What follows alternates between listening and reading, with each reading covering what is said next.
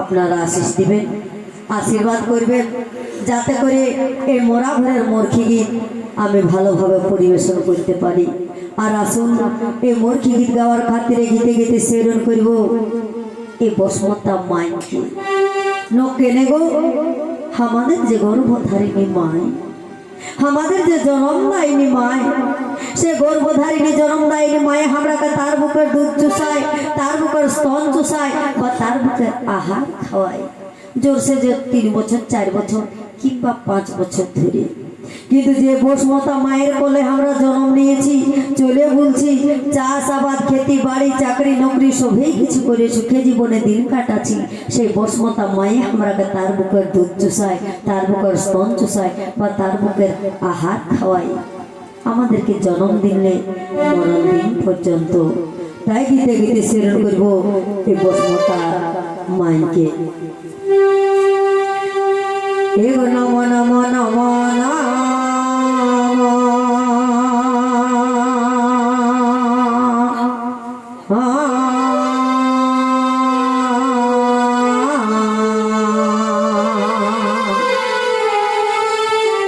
বসুমতী মা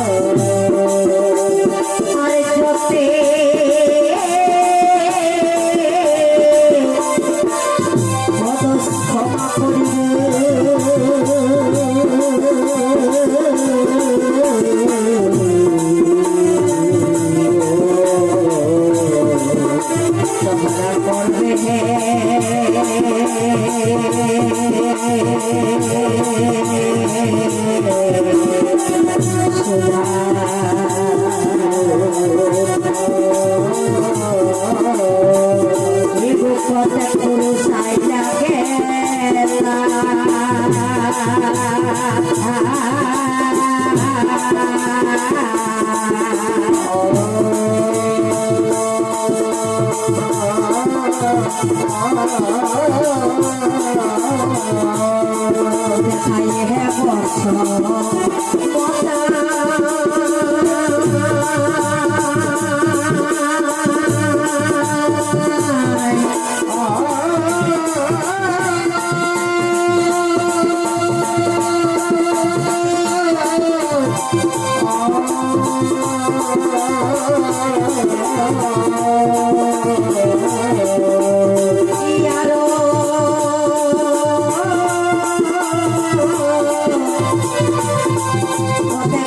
যাতা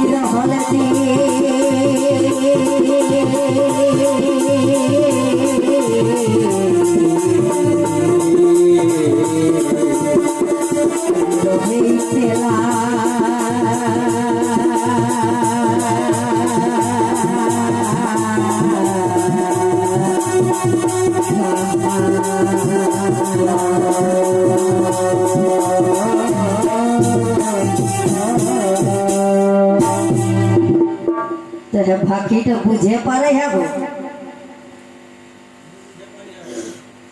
ভাষাটা বুঝতে পারা যাচ্ছে নাই। আর এতনা দিন যখন ওই অন্য সমাজের লোকটা এসে মন্ত্র বলতে তখন ওগুলা বোঝা যেত না, ওটা কিছুই নেই।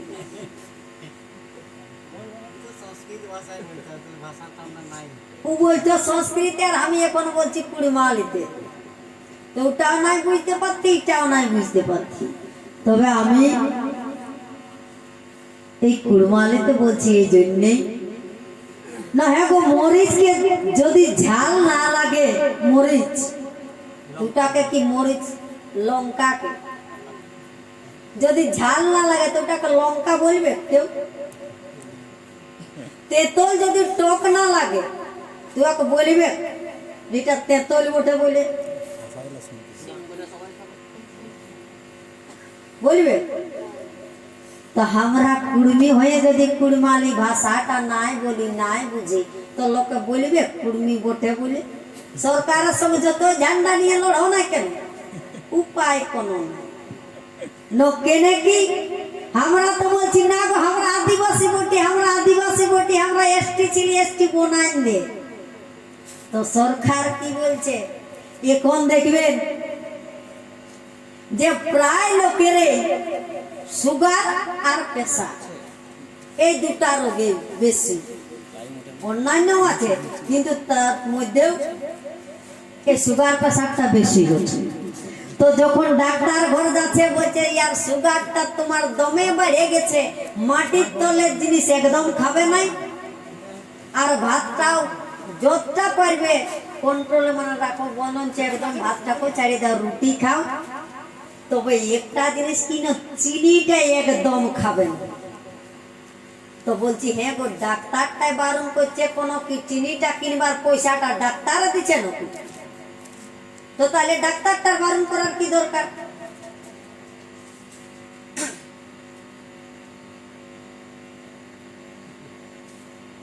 ডাক্তারের পয়সা তো নাই না দিচ্ছে, আমি তো নিজে কিনে খাচ্ছি, তো ডাক্তারের কি আটা লাগছে যে বলছে না চিনিটা একদমই খাস না?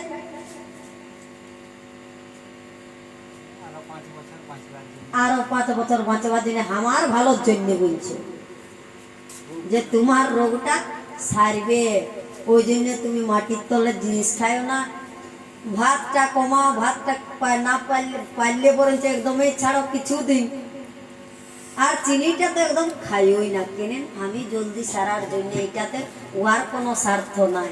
তো আমরা সরকারকে, ডিএম কে ডেপুটেশন দিচ্ছি, বিডিও কে ডেপুটেশন দিচ্ছি। 23 তারিখে বলে নবান্ন অভিযান, 13ই ফেব্রুয়ারি আছে নবান্ন অভিযান। তা এতনা যে ডেপুটেশন করছি গো, ইয়ার দুয়ার কাল হুড়কা দাম, তো কাল জগড় জিগড় যেটা গবচন, তারপরে রেল টেকা, রাস্তা টেকা, তো গিলে ডহচ্ছে কা তো আমাদের আছে, তো করে কোনো লাভ নাই। কেনে যতক্ষণ না আমরা এই নিজের পূজা পাশা নিজেরা করছি। সরকার বলছে তুমি যে আদিবাসী বঠো, কিন্তু তোমার আদি জিনিসগুলা কই? যেমন এই করম পরবে এসেছিল সিআরআই টিম ঝাড়গ্রামকে সামান ছিল, নয়াগ্রাম গেছিল। তো এমনি কোনোদিন এমনি সার্ভে আসছে, তখন বলছে হ্যাঁ গো তোমাদের পরব দিয়ে আর কি বটে, আমাদের কোন গেলে পরব গো, আমাদের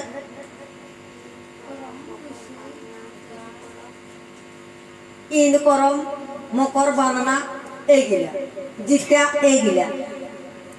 আর বলছে এটা এটা তোমাদের কি ঠাকুর, এটা হ্যাঁ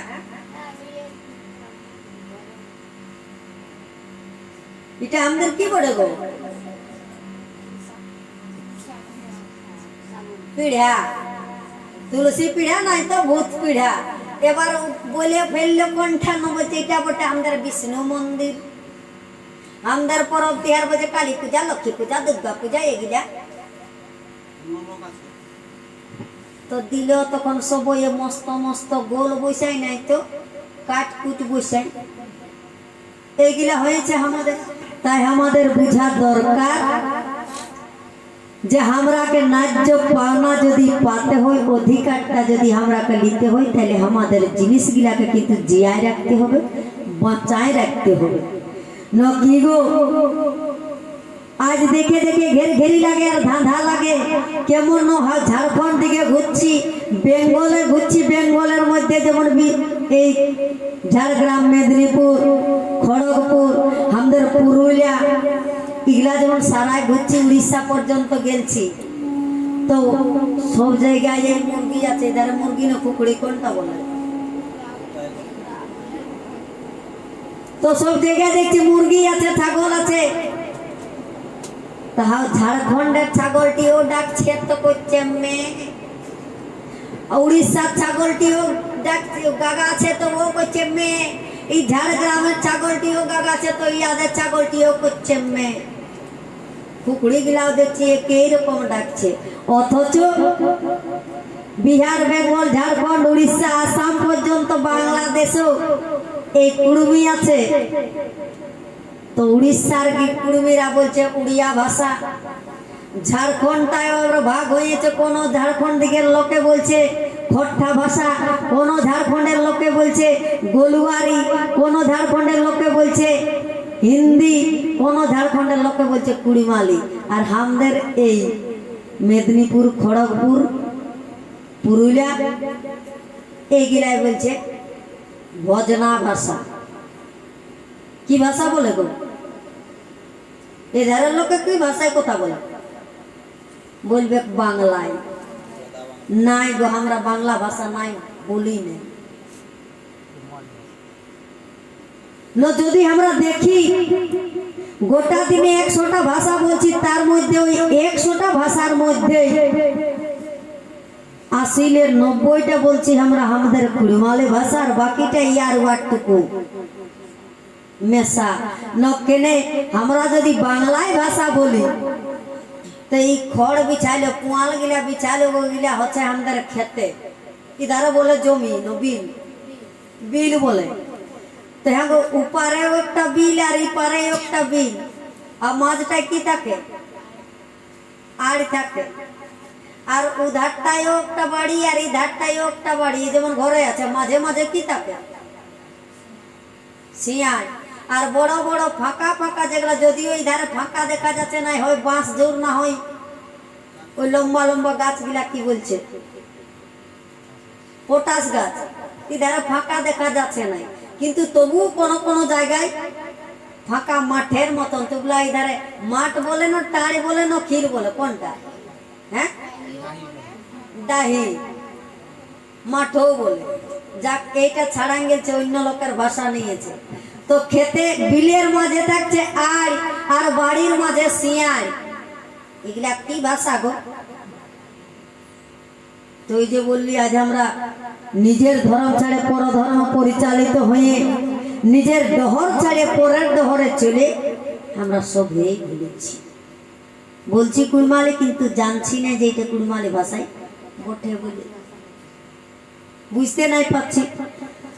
তো যাক, এখন বাঁচতে গেলে, থাকতে গেলে, মানুষের সঙ্গে বসবাস করে থাকে, শুধু এমন নয় যে এই গানটাই শুধু কুড়মিয়েই আছে, অন্যান্য জাতীয় আছে। তাই যেহেতু সবার সঙ্গে মিলেমিশে থাকতে হবে, তাই সবটাই শিখার দরকার। আমি বারণও করব নাই গো, বলছে যাবৎ বাঁচি তাবৎ শিখি, যতদিন বাঁচব ততদিন শিখবো। শিক্ষার কোনো শেষ নাই, শিক্ষার কোনো বয়স নাই। তবে নিজেরটাকে বাঁচায় রাখে যে যত পারবেন শিখুন, নিজেরটাকে রাখিয়ে নিয়ে। তো বুঝতে আপনাদের অসুবিধা হচ্ছে, কুড়মালি ভাষাটা আপনাদের সুবিধার জন্যে, আপনাদের বুঝার জন্যে প্রথমে আমি বলে যাব কুড়মালিতে, তারপরে সেটা যে আপনারা যেমন ভাবে বুঝতে পারবেন সেইভাবেই বুঝাই দেব। কেনে না আমাদের এইটাই উদ্দেশ্য যে পুরুলিয়ালে যে আসিয়েছি গো, রাতটা কোন রকমে কাটলি তারপর ভোর ভোর পালালি, সেই উদ্দেশ্যটা লয়। বলবো আমি, আপনারা যদি বুঝতে নাই পারেন 5 বার বলুন, যে নাই বুঝতে পারলে আমি 5 বার ঘুরিয়ে বুঝাবো।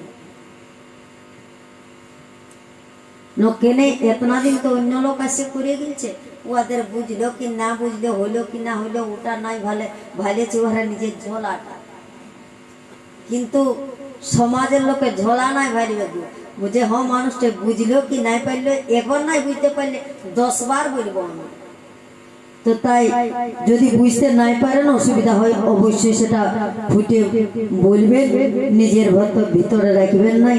কেন না কোনো রোগ বেশি হলে ডাক্তার ঘর আমরা যাই গো, আর এমনি গরমকালেও হয়তো এমনও ডাক্তার ঘর থাকে গরমকালে সেই ঠান্ডা কালে গরম হাওয়া দেয়, আর গরমকালে ঠান্ডা হাওয়া দেয়, সেই রকম ঘরে যায় 3-4 ঘন্টা বসলি, আর যদি ঘর আসিতে রোগটা আমার নাই সারবে, আমাকে বলতে হবে আমার কি অসুবিধা হয়েছে না হয়েছে।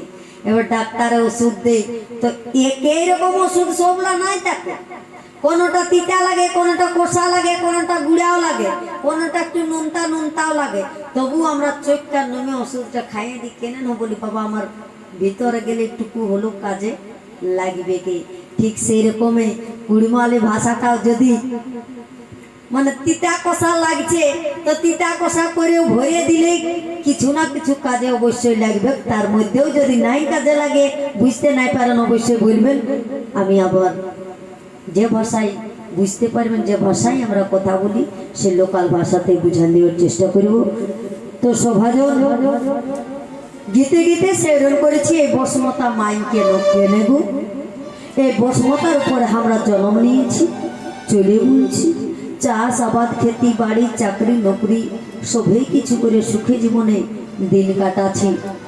আর এরকম এই বসমতায় কত পুরুষ আসেছে গেলছে, আরো কত আসবে যাবে, তার কোনো নিনাশনা নাই। এই বসমতা না রহলে জীব কোথায় বা থাকতো।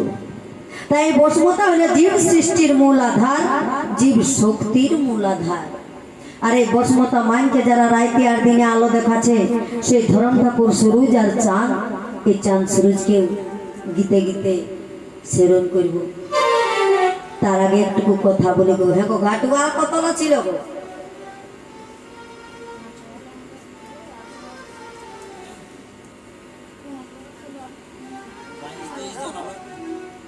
পনেরো 14-15 জন। আর এখানে কতজন আছে? 4 জন। বাকি গিলা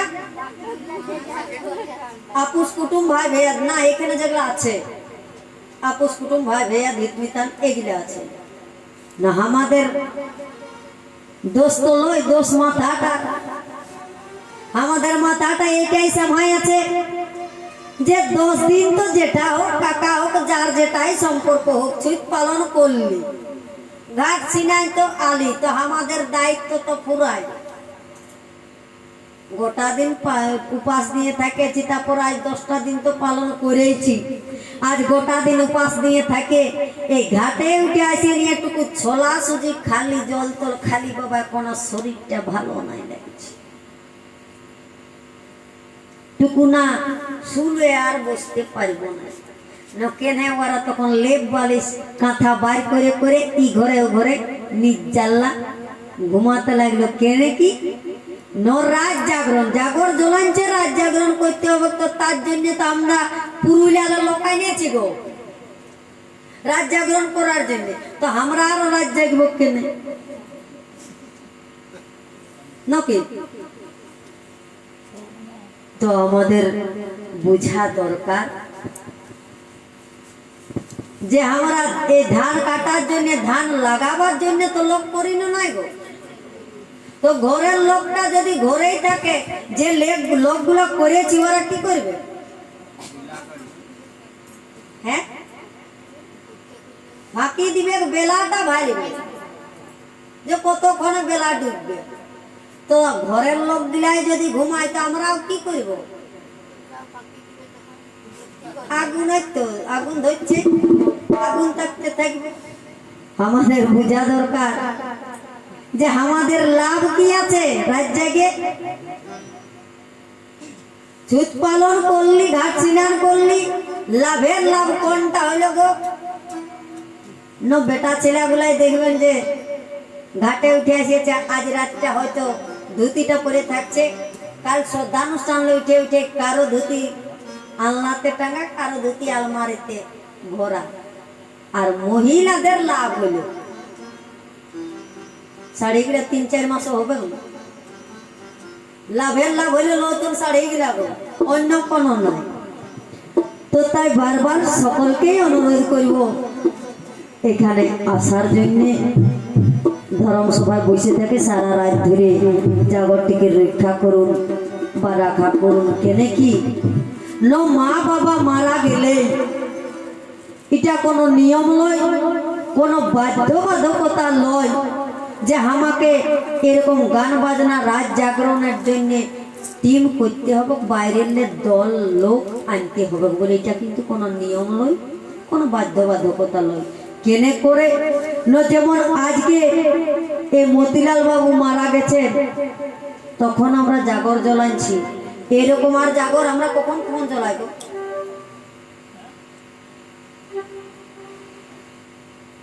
জাগর আর কখন কখন জ্বলায়? হ্যাঁ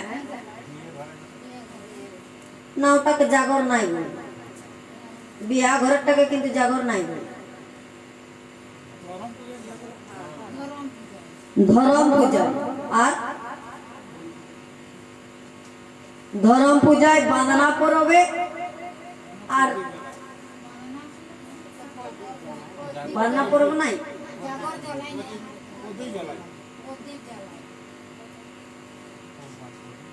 ওইটাকেই জাগর। তবে কি বলছেন যে হাড়ির ভিতরে নাই, হাড়ির ভিতরে থাকে বলে যে জাগর, সেটা কিন্তু লয়। আজ কত জ্বলছে হলে প্রদীপে, হাড়িটা তো নাই জ্বলে, হাড়িটার ভিতরটাই দেয়া হয়েছে, নিভেক নাই বলে, যেহেতু ফাঁকা জায়গাটা আছে তো ওই জন্য।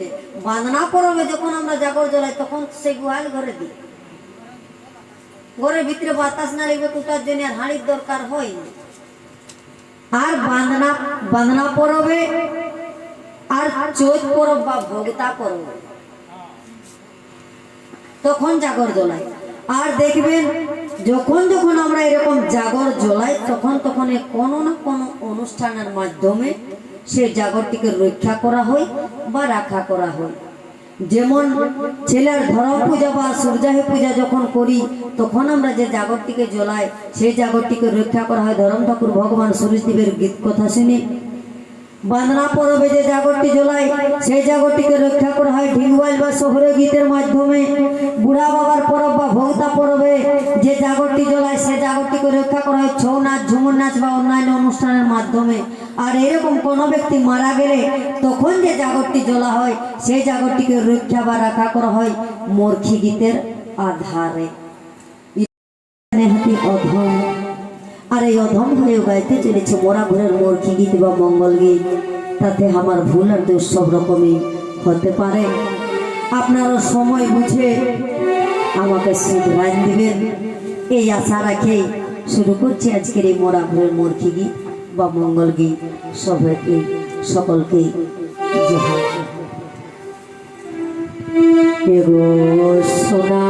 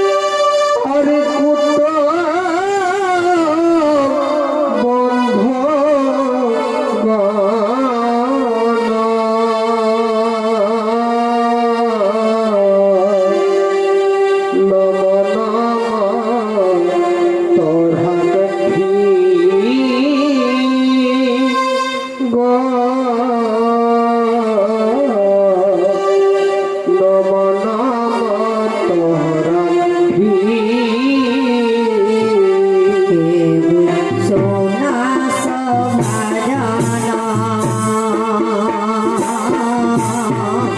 কুটুম্ব গহন নমনা নমনা পতরালকে